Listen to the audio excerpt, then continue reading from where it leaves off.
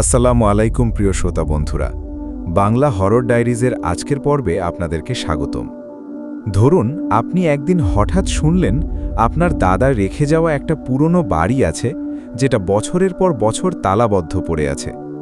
আপনি ভাবলেন, চলুন একবার গিয়ে দেখে আসি, হয়তো বাড়িটা মেরামত করে থাকা যাবে। আপনি তালা খুললেন, ভেতরে ঢুকলেন। ধুলোর গন্ধ, স্যাঁতসেঁতে দেয়াল আর এক অদ্ভুত নীরবতা আপনাকে ঘিরে ধরল। আপনি হয়তো ভাবছেন না, কিন্তু সেই মুহূর্ত থেকেই কেউ একজন আপনাকে লক্ষ্য করছে। আজকের গল্পটা শুনলে আপনি বুঝতে পারবেন এমন একটা বাড়িতে পা রাখা কতটা বিপজ্জনক হতে পারে। আপনাদের মধ্যে যাদের নিজের জীবনে এমন কোনো ভৌতিক বা অব্যাখ্যিত অভিজ্ঞতা হয়েছে, আপনারা আমাদের ইমেলে পাঠিয়ে দিতে পারেন। আপনার পরিচয় সম্পূর্ণ গোপন রাখা হবে ইনশাআল্লাহ। আজকের ঘটনাটি শেষ পর্যন্ত মনোযোগ দিয়ে দেখার অনুরোধ রইল, কারণ শেষের দিকেই আসল রহস্যটা উন্মোচিত হবে। আজকের ঘটনাটি পাঠিয়েছেন নওগাঁ জেলার একটি গ্রাম থেকে একজন ভাই, যিনি নিজের পরিচয় প্রকাশ করতে চাননি। আমরা তাকে ডাকব রাকিব ভাই বলে। তার পাঠানো ইমেলের ভাষাতেই এখন মূল ঘটনাটি শুনব। আসসালামু আলাইকুম, আমি রাকিব, বয়স 34। আজ যে ঘটনাটা বলতে যাচ্ছি সেটা আমি নিজের চোখে দেখেছি, নিজের কানে শুনেছি। এতদিন কাউকে বলিনি, কারণ কেউ বিশ্বাস করবে না ভেবেছিলাম।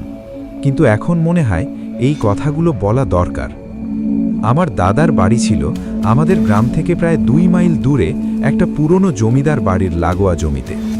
দাদা মারা যাওয়ার পর সেই বাড়িতে আর কেউ থাকতো না। বাবা বলতেন ওই বাড়িতে নাকি অনেক আগে থেকেই কিছু একটা সমস্যা আছে, তাই আমাদের পরিবার শহরে চলে এসেছিল। ছোটবেলায় এই কথাগুলো আমার কাছে গল্পের মতো লাগতো, কিন্তু জীবনের একটা সময়ে এসে আমি বুঝেছিলাম বাবার কথাগুলো একদম মিথ্যে ছিল না। আমার ব্যবসায় একটা বড় ধাক্কা লাগার পর আমি ঠিক করলাম দাদার বাড়িটা মেরামত করে সেখানে সাময়িকভাবে থাকব। শহরের ভাড়া বাড়ির খরচ চালানো তখন কঠিন হয়ে যাচ্ছিল। আমার স্ত্রী মৌসুমী প্রথমে রাজি হয়নি। ও বলেছিল, এত বছরের পুরনো একটা বাড়িতে কিভাবে থাকা যায়। আমার ছোট ভাই রফিক তখন সবে বিশ্ববিদ্যালয়ে ভর্তি হয়েছে। ও আমাদের সাথে থাকার সিদ্ধান্ত নিল, কারণ ওর কলেজও কাছাকাছি একটা শহরে। আমরা 3 জন এক শুক্রবার বিকেলে গ্রামে পৌঁছলাম। বাড়িটা দেখেই বুকের ভেতর কেমন একটা অনুভূতি হলো। উঁচু দেয়াল, ভাঙা জানালা আর চারদিকে বুনো গাছপালা বাড়িটাকে প্রায় গ্রাস করে ফেলেছে। গ্রামের এক পুরনো লোক, করিম চাচা, এই বাড়ির দেখাশোনা করতেন কিছুটা দূর থেকে। তিনি এসে বাড়ির প্রধান ফটকের তালা খুলে দিলেন। তালা খোলার সময় তার হাত একটু কাঁপছিল, আমি সেটা লক্ষ্য করেছিলাম। ভেতরে ঢুকতেই একটা বাসি, স্যাঁতসেঁতে গন্ধ নাকে এলো, যেন বহু বছর ধরে কোনো জানালা খোলা হয়নি। দেয়ালের রং খসে করেছে জায়গায় জায়গায়, আর মেঝেতে পুরো ধুলোর স্তর। করিম চাচা আমাদের বললেন, সন্ধ্যার আগেই যেন আমরা মূল ঘরটা পরিষ্কার করে ফেলি, কারণ অন্ধকার নামলে এই বাড়িতে কাজ করা ঠিক নয়। আমি হেসে বললাম, চাচা, এখন তো যুগ পাল্টেছে, এসব কুসংস্কার মানার দরকার নেই। করিম চাচা কিছু বললেন না, শুধু মাথা নিচু করে চলে গেলেন। প্রথম রাতটা স্বাভাবিকভাবেই কেটে গেল। আমরা ক্লান্ত ছিলাম, তাই দ্রুত ঘুমিয়ে পড়েছিলাম। কিন্তু দ্বিতীয় রাত থেকেই শুরু হলো অদ্ভুত সব ঘটনা। রাত তখন প্রায় 1টা। আমি ঘুম থেকে হঠাৎ জেগে উঠলাম, কারণ মনে হলো কেউ যেন বারান্দায় হেঁটে বেড়াচ্ছে। পায়ের শব্দ ধীর কিন্তু স্পষ্ট। আমি ভাবলাম হয়তো রফিক পানি খেতে উঠেছে, কিন্তু পাশের ঘরে উকি দিয়ে দেখি রফিক গভীর ঘুমে। আমি বারান্দায় গেলাম, কিন্তু কাউকে দেখলাম না। শুধু একটা ঠান্ডা বাতাস আমার গা ছুঁয়ে গেল, যদিও বাইরে তখন কোনো বাতাস বইছিল না।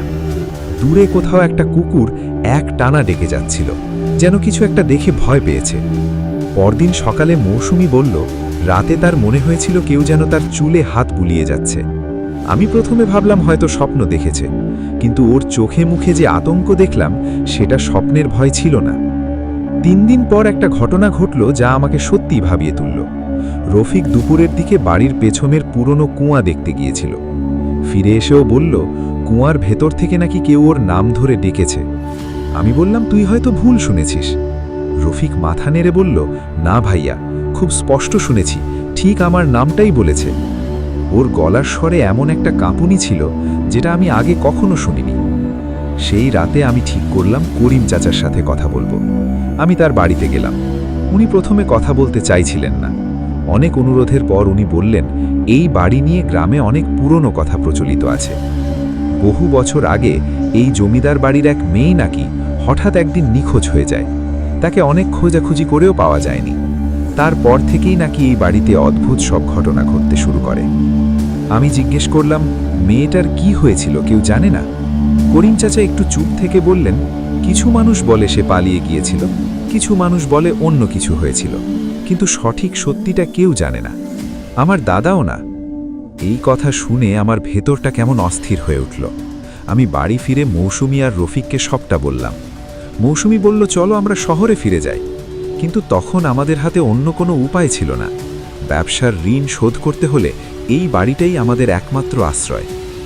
পরের কয়েকদিন মোটামুটি শান্তিতেই কাটল, কিন্তু এক শুক্রবার রাতে ফজরের আজানের ঠিক আগে আমি একটা শব্দে ঘুম ভাঙল। মনে হলো কেউ যেন খুব ধীরে ধীরে দরজায় টোকা দিচ্ছে। আমি উঠে দরজা খুললাম, কিন্তু বাইরে কেউ ছিল না। শুধু একটা ঠান্ডা ভেজা বাতাস ভেতরে ঢুকে এলো, যেন কেউ সদ্য নদী থেকে উঠে এসেছে। এর দুদিন পর রফিক নিখোঁজ হয়ে গেল। সেদিন বিকেলে রফিক বলেছিল ও একটু গ্রামের বাজারের দিকে যাচ্ছে কিছু জিনিস কিনতে। সন্ধ্যা নেমে গেল, কিন্তু রফিক ফিরল না। আমি আর মৌসুমী প্রথমে ভাবলাম হয়তো পথে কারো সাথে দেখা হয়ে গল্প করছে, কিন্তু রাত বাড়তে থাকল আর রফিক ফিরল না। আমি করিম চাচাকে খবর দিলাম। গ্রামের কয়েকজন মিলে খোঁজাখুঁজি শুরু করলাম। বাজারের দোকানদাররা বলল, রফিক নাকি বাজারেই আসেনি। তাহলেও গেল কোথায়? আমার বুকের ভেতর একটা ভয় জমতে শুরু করল, যে ভয়টা আমি আগে কখনো অনুভব করিনি। রাত প্রায় 12টার দিকে আমরা বাড়ির পেছনের পুরনো কুয়ার কাছে গেলাম, কারণ ওখানেই রফিক প্রথম সেই অদ্ভুত ডাক শুনেছিল। কুয়ার পাশে গিয়ে আমি ওর নাম ধরে ডাকতে লাগলাম। হঠাৎ খুব দূর থেকে যেন মাটির নিচ থেকে একটা ক্ষীণ স্বর ভেসে এলো, ভাইয়া! আমি চমকে উঠলাম। গলাটা রফিকের মতোই শোনাচ্ছিল, কিন্তু তাতে এমন একটা অদ্ভুত কম্পন ছিল যা মানুষের গলায় সাধারণত যায় না। করিম চাচা আমাকে জোর করে সেখান থেকে টেনে সরিয়ে নিলেন। তিনি বললেন, এই ডাকে সাড়া দেওয়া যাবে না, কখনো না।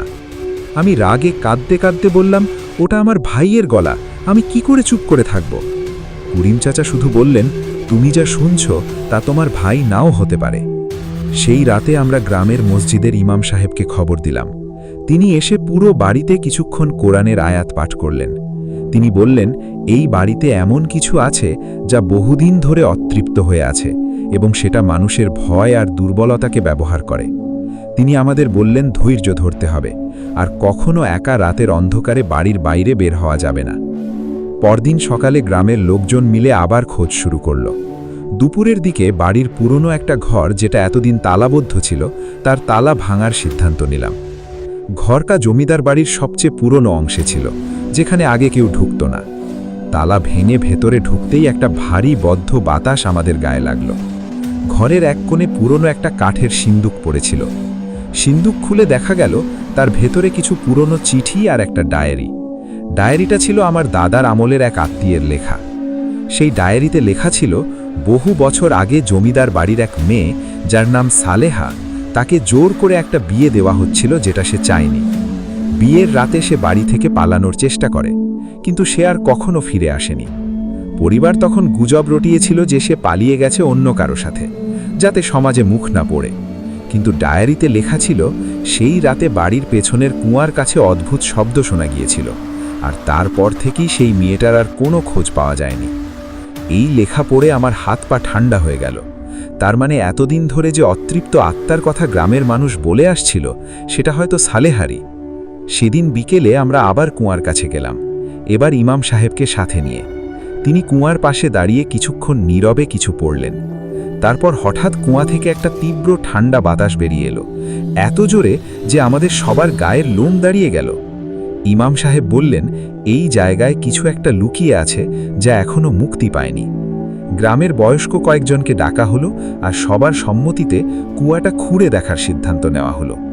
এটা সহজ কাজ ছিল না, কিন্তু আমার ভাইকে খুঁজে পাওয়ার আশায় আমি এই ঝুঁকি নিতে রাজি হলাম। খোঁড়ার তৃতীয় দিনে কুয়ার প্রায় 15 ফুট নিচে শ্রমিকরা কিছু পুরনো হাড় খুঁজে পেল, সাথে মরিচা পড়ে একটা রূপার চুড়ি, যা সে সময়ের বিবাহিত মেয়েদের পরার রীতি ছিল। গ্রামের সবাই ধরে নিল এটাই সালেহার দেহাবশেষ। সেই হাড়গুলো ধর্মীয় রীতি মেনে সঠিকভাবে দাফন করা হলো গ্রামের কবরস্থানে। ইমাম সাহেব বললেন, এখন হয়তো তার আত্মা শান্তি পাবে। কিন্তু রফিকের কোনো খোঁজ তখনও পাওয়া যায়নি। আমি প্রায় পাগলের মতো হয়ে গিয়েছিলাম।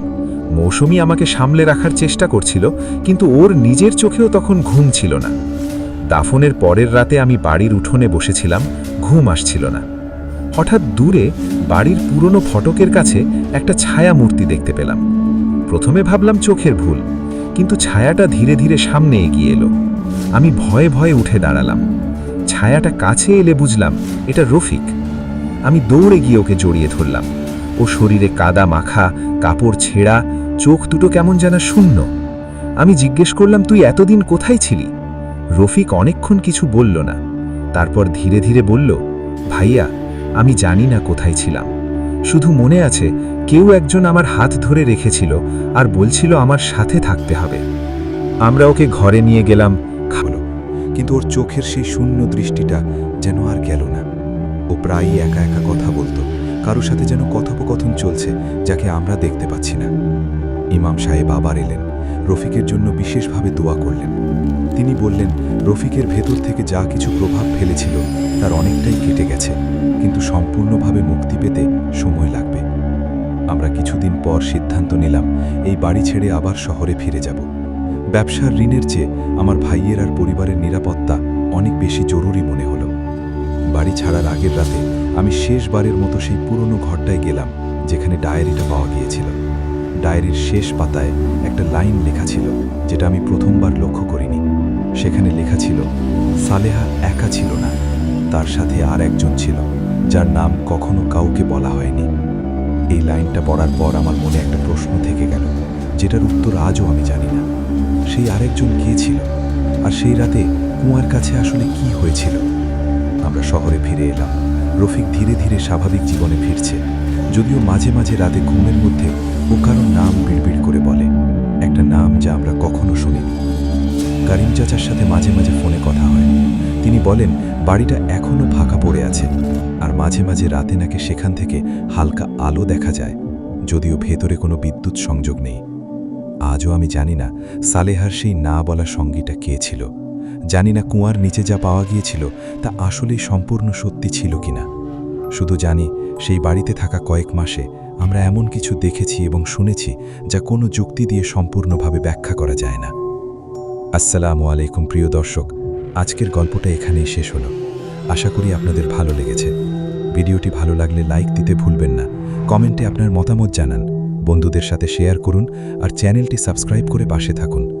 আপনাদের নিজেদের বাস্তব ভৌতিক অভিজ্ঞতা থাকলে অবশ্যই আমাদের ইমেলে পাঠিয়ে দিন। আপনার পরিচয় সম্পূর্ণ গোপন রাখা হবে ইনশাল্লাহ।